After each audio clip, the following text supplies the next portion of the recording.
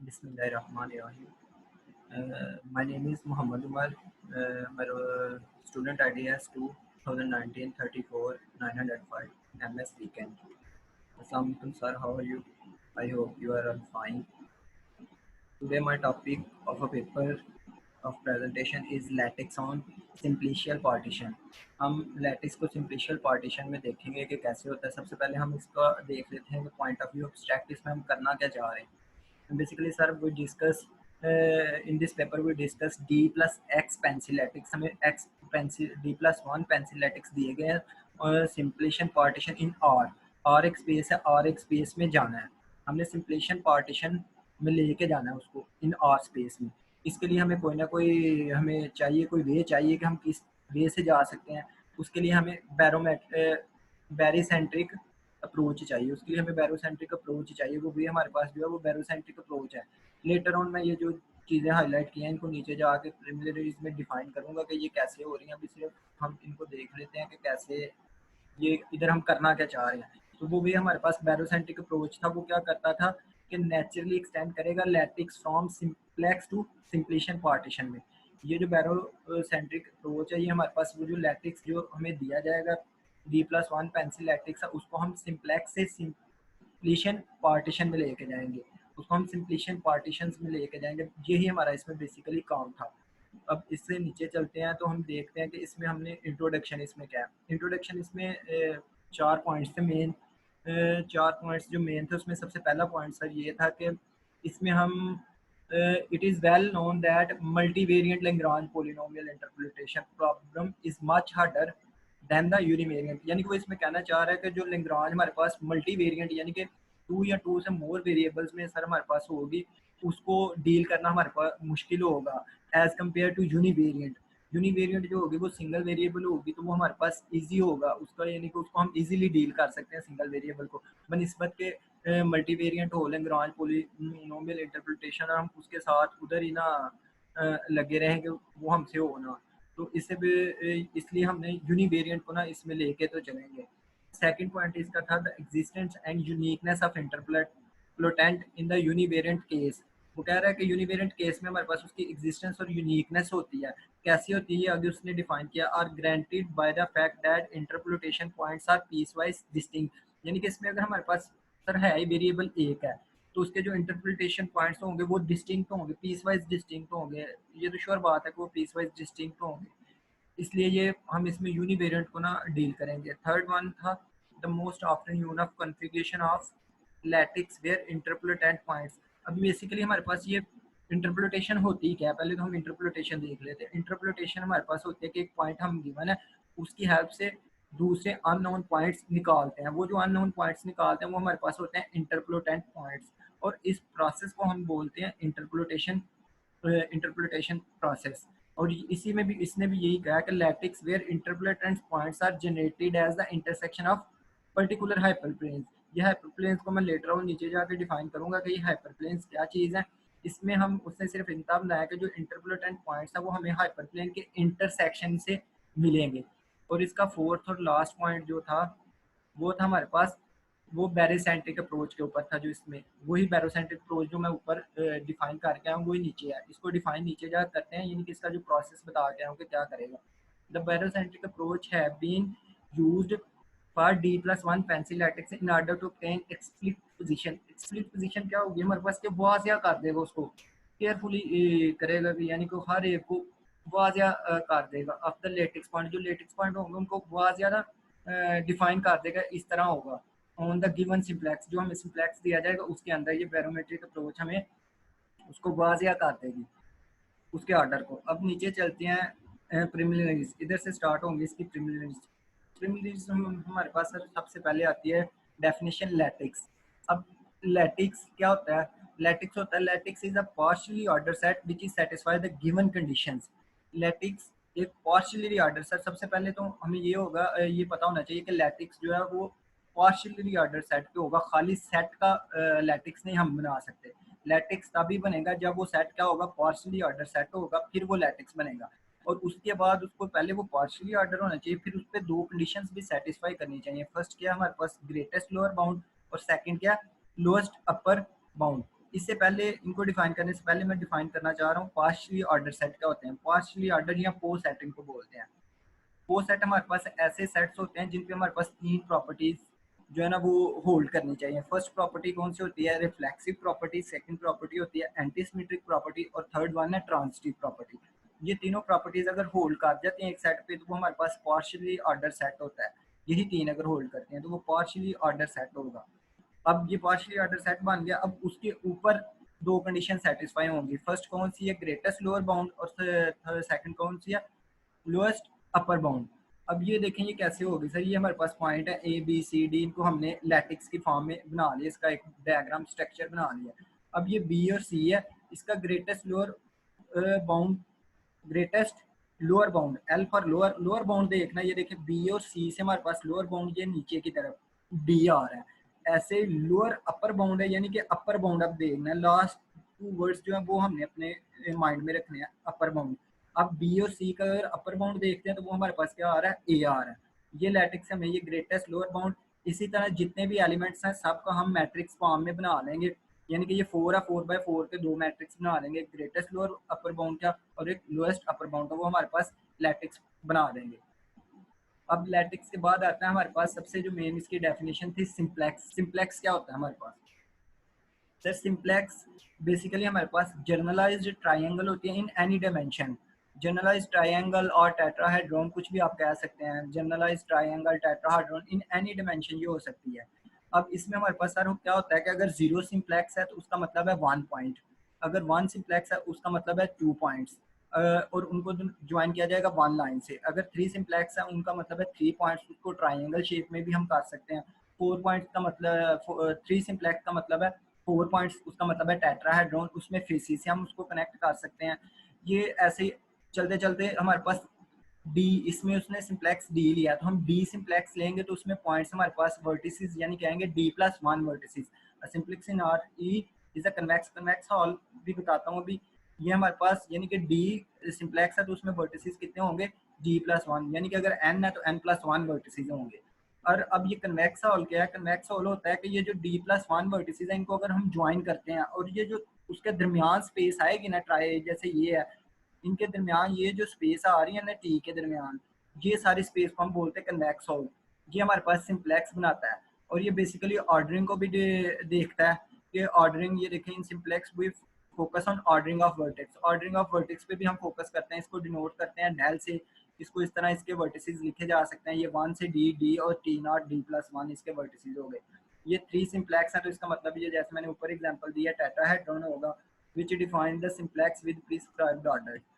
ये ऑर्डर को भी। अब नीचे चलते हैं, आता है D1 पेंसिल लैटिक्स क्या होगा? D1 पेंसिल लैटिक्स में हमारे पास सर वैसे ही लेंगे। ये D1 पेंसिल लैटिक्स जो है ना बेसिकली ये उन्होंने हमारे पास पेपर लिया है reference from paper 1 and paper 3, उसमें इसने सारा इसको ना डिफाइन किया है कि ये कैसे यूनियन से और इंटरसेक्शन से आ रहा है। उसमें प्रिंसिपल लैटिक्स भी सारा उसने ना डिफाइन किया हुआ है। D1 pencil lattice of order n on simplex, ये डेल डिनोट करेगा simplex is a set of, ये कॉम्बिनेशन इतने कॉम्बिनेशंस का जो ये होगा n order on simplex set कितना होगा? Combination of this points n plus D to D points, इतने कॉम्बिनेशन के पॉइंट्स का होगा generated by particularly d+1 pencils. ये d+1 पेंसिल्स जनरेट करेगा। पेंसिल्स इसमें हमारे पास होती हैं स्टेट, जैसे जाली होती है ना, जाली को हॉरिजॉन्टल और वर्टिकल भी दिया जाता है।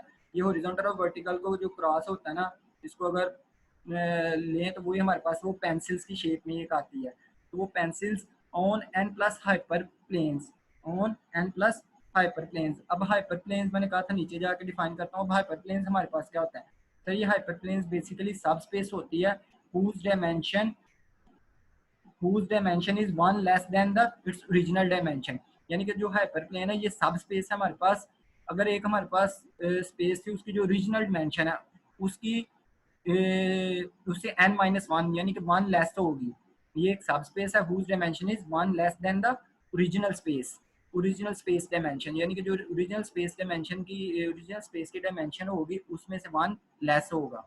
ये हमारे पास हाइपर प्लेन्स है। ये n+1 हाइपर प्लेन्स बनाएगा such that lattice point is an intersection। जैसे ऊपर हमने एब्स्ट्रैक्ट में भी देखा था कि ये इंटरसेक्शन ऑफ हाइपर प्लेन से बन रहा था, तो ये वही इधर उसने कहा कि intersection of d+1 hyperplane one from each pencil, यानी कि ये हर एक पेंसिल n+d+1 ही पेंसिल्स थी और n+1 हाइपर प्लेन, यानी कि हर पेंसिल से एक हाइपर प्लेन आएगा। Each pencil intersect at centre, यानी कि ये जो पेंसिल है ये कहीं ना कहीं इसका कोई सेंटर भी होगा, वो सेंटर पे इसको इंटरसेक्ट करेंगे हम। वो जो सेंटर होगा वो सर ये जो स्पेस हमें यूक्लिडियन स्पेस आर दी गई है इसका क्या होगा, सबसेट होगा, इसका सबसेट होगा। उसके बाद हमने देखना है the lattice is based upon finally independence control point. सबसे पहले तो हम देखते हैं कंट्रोल पॉइंट क्या होता है, फिर देखेंगे कि फाइनली इंडिपेंडेंस क्या होता है।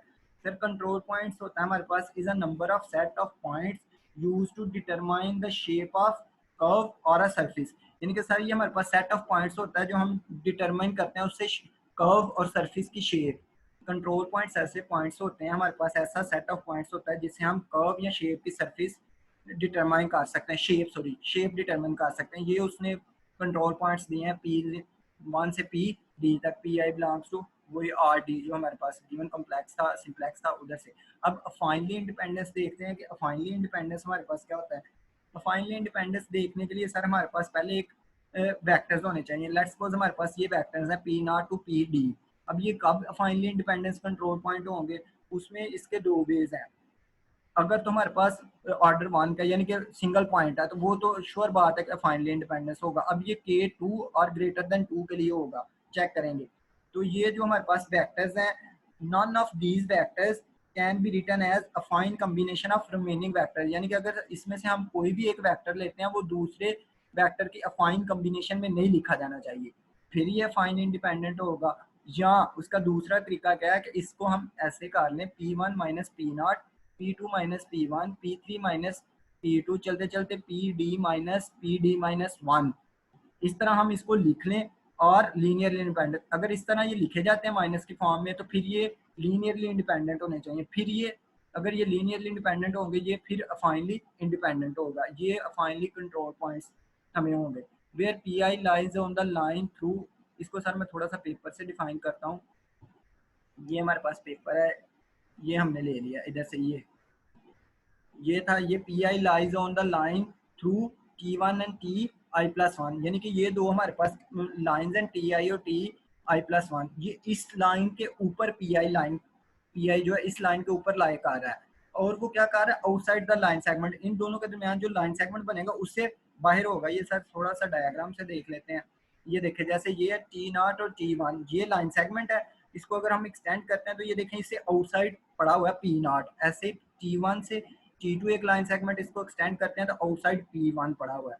इसी तरह अगर हम T3 T0 करते हैं तो ये P3 पड़ा हुआ है, इसी तरह T2 T3 करते हैं तो ये इसके लाइन सेगमेंट के आउटसाइड पे पड़ा हुआ हमारे पास P2, ये चीज होगी। फिर the centre C is then uniquely determined by the sequence of control point, ये जो कंट्रोल पॉइंट है इसके सीक्वेंस से हम इसको सी आई को मेजर कर सकते हैं, यूनिकली मेजर कर सकते हैं।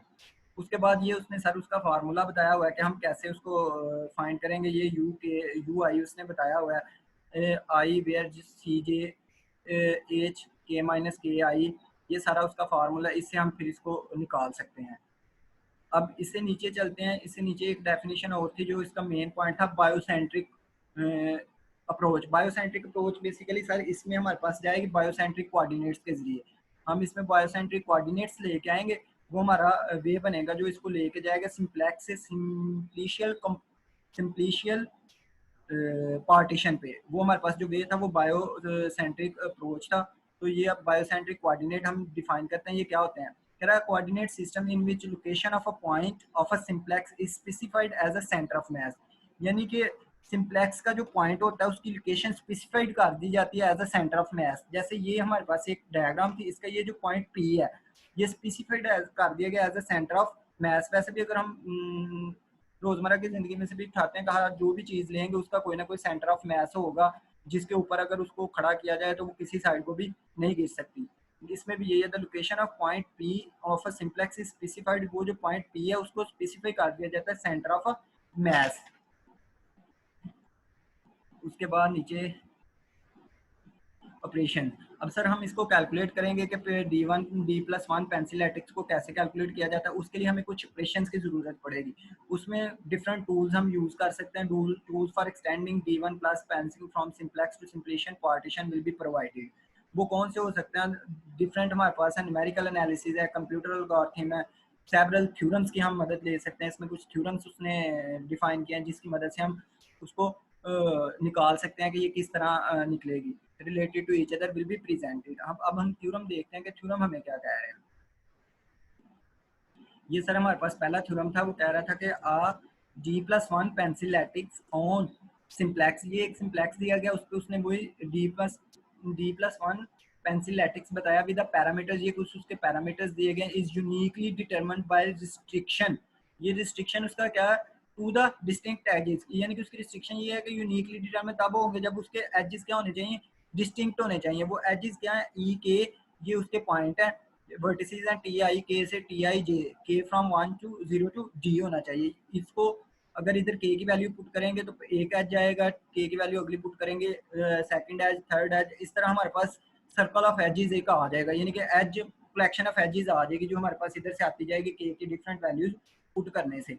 उस एजेस से हमारे पास एक ग्राफ भी बन सकता है। उसी ग्राफ को ये कह रहा है, if and only if graph G spans to the graph G simplex, जो जी सिंप्लेक्स का हमारे पास ग्राफ है, उसको ये ग्राफ है सॉरी, उसको ये ग्राफ क्या करना चाहिए, स्पैन करना चाहिए। अब स्पैन का क्या मतलब है कि edge of this graph spans to edge of graph simplex, vertex of this graph spans to vertex of this graph, यानी कि उस वर्टिक्स का जी डेल पे एज जाना चाहिए और जी का जो एज है वो जी डेल के एज पे जाना चाहिए और जी का वर्टिक्स जो है वो जी डेल के वर्टिस पे ही मैप होना चाहिए। फिर ये एक दूसरे को क्या करेंगे, स्पैन कर देंगे। अब इसके अलावा एक तो ये थी, अब दो कंडीशंस और थी। एक क्या थी, ये जो ऊपर हमने पैरामीटर्स डिफाइन किए हैं, एप्सिलॉन 1 से एप्सिलॉन 1, एप्सिलॉन नॉट से एप्सिलॉन डी, इनका प्रोडक्ट हमारे पास 1 होना चाहिए।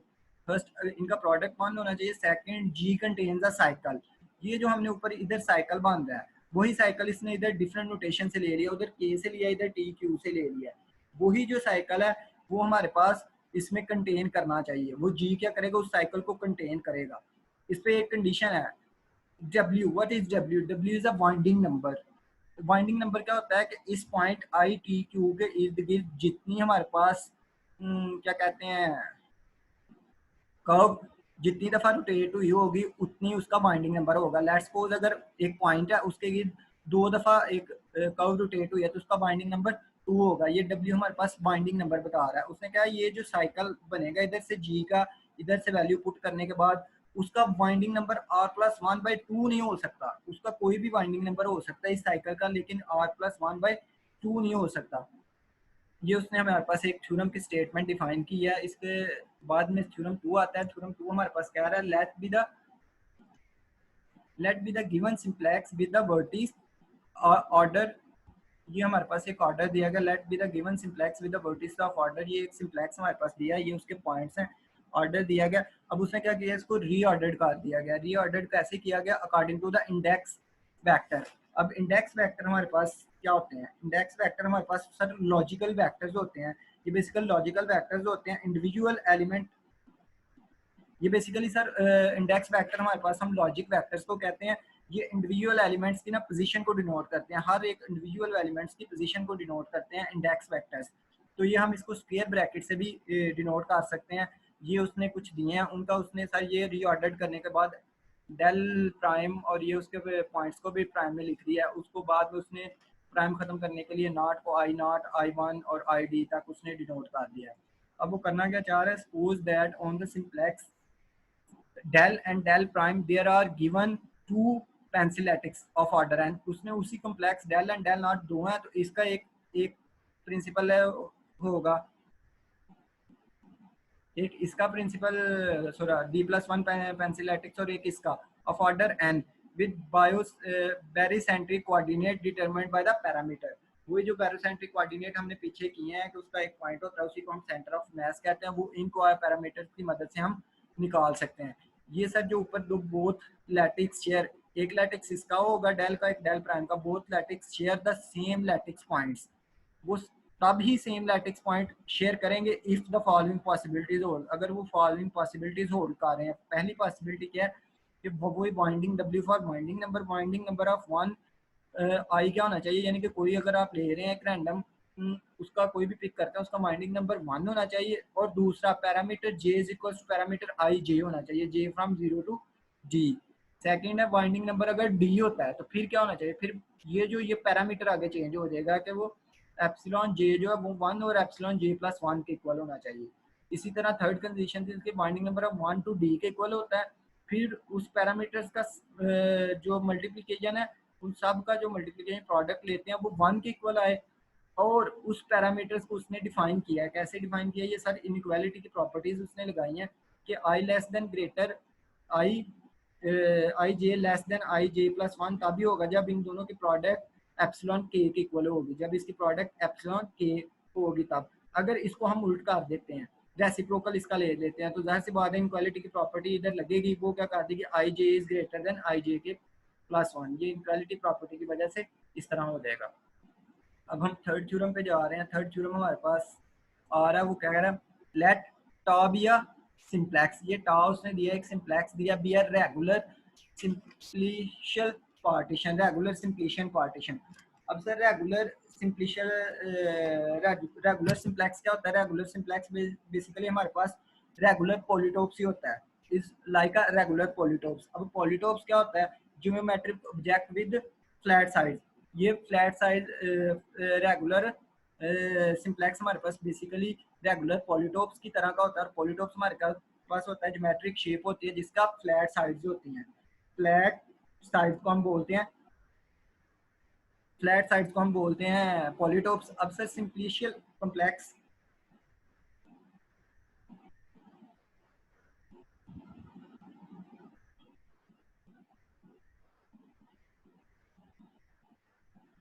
then there exists a d+1 pencil lattice on टा, इस पे भी वही d+1 पेंसिल लैटिक्स टा पे आ गए हैं। अब precisely v degree of freedom, उसकी डिग्री ऑफ फ्रीडम वी होनी चाहिए। अब डिग्री ऑफ फ्रीडम क्या होता है, degree of freedom any number of independent quantities necessary to express the value of all variables properties of the system, यानी कि कोई हमारे पास अगर इंडिपेंडेंट क्वांटिटीज है वो क्या करनी चाहिए, उस वेरिएबल की प्रॉपर्टीज उस सिस्टम में नेसेसरी एक्सप्रेस करना चाहिए, ये हमारे पास डिग्री ऑफ फ्रीडम होगा जो इसमें डिफाइन करेगा। A simplicial partition in RD is a regular, ये रेगुलर तब भी होगा if every pair of adjacent simplices has are face in common, अगर उन दोनों में आर फेस कॉमन होगा तो फिर ये हमारे पास रेगुलर होगा। अब इसका लास्ट में हम रिजल्ट देख लेते हैं, हमने रिजल्ट में क्या किया है। रिजल्ट में भी वही है, in this paper we extend d+1 pencil lattice from simplex to simplicial partitions, this extension should be such that any pair of simplices that share common face should share the lattice restriction of that face। यानी कि sir वो कह रहा है कि हमने क्या किया कि अगर जो हमने सिंपल एक्स से सिंप्लेक्शन पार्टीशन पे लेके गए हैं उनमें कुछ कॉमन फेसेस फिर बन जाएंगे, कॉमन फेसेस बनने के बाद वो क्या करेंगे कि जो लैटिक्स की रिस्ट्रिक्शन होंगी उस पेज पे वो उस पे एक की दूसरे पे भी लगेंगी, ये हमने इसमें बेसिकली कहा रहे हैं। Extension should be pair of simplices that share common faces should share the lattice restriction of that face, यानी कि जिसके साथ वो शेयर कर रहे हैं उसकी रिस्ट्रिक्शन भी उस पर लगेगी। एट द एंड ये हमारे पास कुछ रेफरेंस थे, केजी चोंग टीम, ये on lattice admitting unique Lagrange interpretation था, सप्लाइन फंक्शन ऑन ट्राईएंगुलरेशन था बाय एमजे ली। तो जज़ाकल्लाह सर, काइंडली आप देख लीजिएगा, थैंक यू।